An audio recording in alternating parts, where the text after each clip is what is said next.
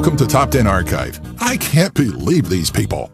If you ever win a large sum of money, chances are you already have something in mind you'd spend it on, right? Well, that's great and all. Just make sure you don't wind up like these 10 spendthrifts, failed accountants, and terrible decision makers. For this installment, we're looking at 10 individuals who won big, only to blow it all in some truly interesting ways. Number 10, Willie Hurt. 20 years of making $156,000 per year would likely set up many people to be comfortable for quite some time, assuming they don't make the rash decision of up and quitting their job, or spending willy-nilly. No pun intended. Yeah, right. Well, with his substantial yearly payment, Willie purchased the one thing that could console him in his times of decent wealth: crack. Hurt's addiction spiraled out of control, leading to a divorce and a murder charge. A financial advisor may have warned Willie to take the lump sum for maximum profits, but it doesn't take an educated economist to tell you not to blow your money on an addictive substance with no long-term benefits. Number 9, Suzanne Mullins. Suzanne Mullins is just a regular middle-class person, like most people. Unlike the majority of us, though, she at one time had $4.2 million in her name.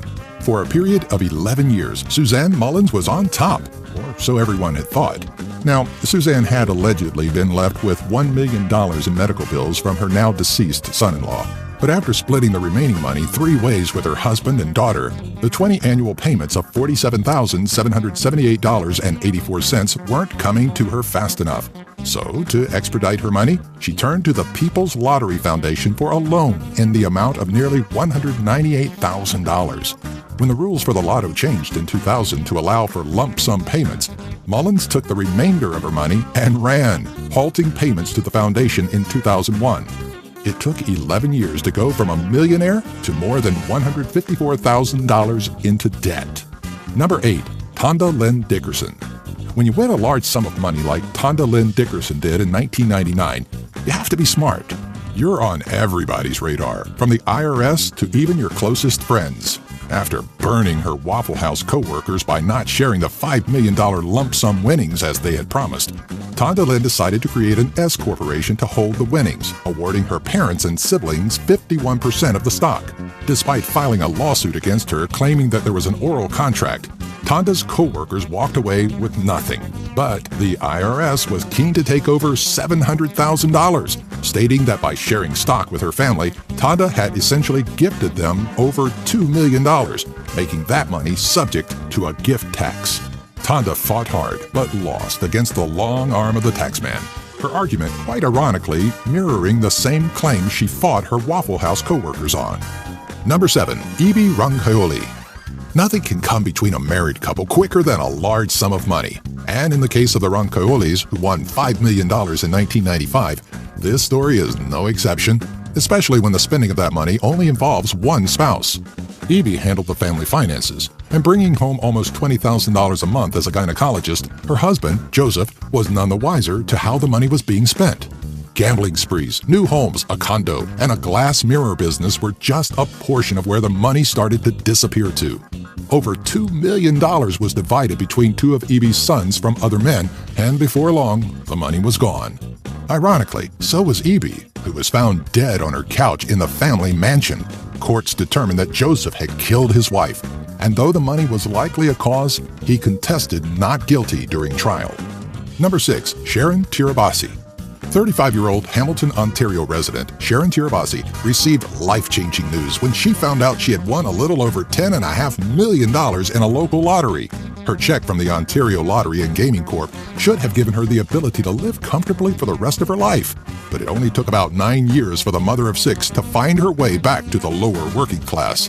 Sharon felt the charity bug and dished out $2.75 million to family members, purchased homes to rent out at low rates, and offered loans for business ventures. When not being charitable, she took vacations to Cancun, Florida, Las Vegas, and the Caribbean, and purchased a boat, a Hummer, a Mustang, a Charger, and an Escalade.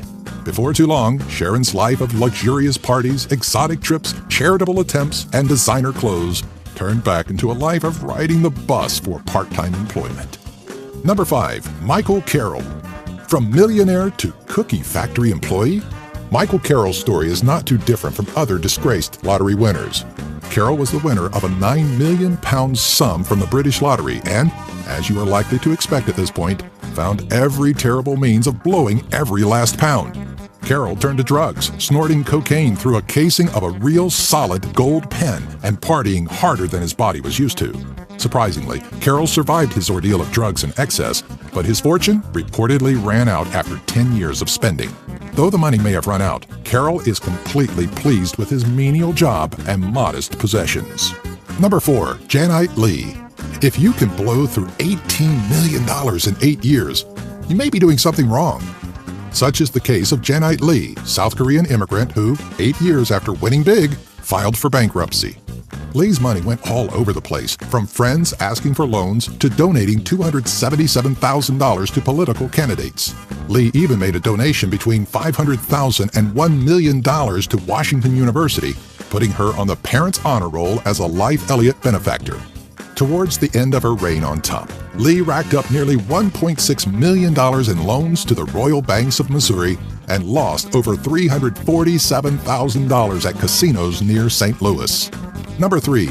Billy Bob Harold Jr. June of 1997 could have been the best time of Billy Bob Harold Jr.'s life, having just won a jackpot of $31 million from the Texas Lotto. Billy was in a constant struggle with money, so when the annual winnings started to come through, he and his family breathed a little easier. Unfortunately, Billy made the first big mistake that most lottery winners make by quitting his job and then launching into a spending spree of a family vacation to Hawaii, hefty donations to his church, and extravagant gifts to friends and family. Apparently, $1.24 million a year wasn't enough, so Billy sought out a company to pay out his remaining winnings in a lump sum, a deal that he clearly lost out on. Shortly after his windfall, Billy's wife left him, a fatal blow to a man that had already been defeated. Billy killed himself because of the weight of his failed marriage and poor financial decisions. Number 2. Americo Lopez. When friends and family get involved in anything that has to do with money, very infrequently is the ending a happy one. For construction worker Americo Lopez, the winner of $38.5 million, the outcome was no different. Lopez and 5 friends would pool money together to purchase lottery tickets for years, but when they finally had winning numbers, Lopez didn't come back to them with good news. He took the money and ran. After taxes, Lopez received a check for over $17 million and quit his job, citing foot surgery as the cause. When the friends found out about Lopez's transgression, they sued and were awarded the money that was rightfully theirs. Each of the 5 co-workers walked away with $4 million. Number 1. Andrew Jackson Whitaker Jr. $315 million. Let me say that again. $315 million should last somebody an entire lifetime, especially when the winner of that fortune is a 55-year-old man who was already worth $17 million. Whitaker was quick to dish out close to a $15 million split between charitable donations and gifts for the woman who sold him the ticket, but that would still have left him with plenty to live on. If not for legal troubles, his frequency to strip clubs, a drinking problem, and a series of alleged robberies, the winnings could have possibly lasted. It only took 4 years for Whitaker's winnings to be depleted, and all he has to show for his glory days is a $1.5 million lawsuit against him by Caesars Atlantic City for bounced checks used to cover gambling losses. Do you know anyone who's won it big? What would you do if you won the lottery? Let us know in the comments section below. Be sure to follow us on Twitter, Facebook, and our website, top10archive.net. Have an idea for a future Top 10 video? Leave us a comment on any video.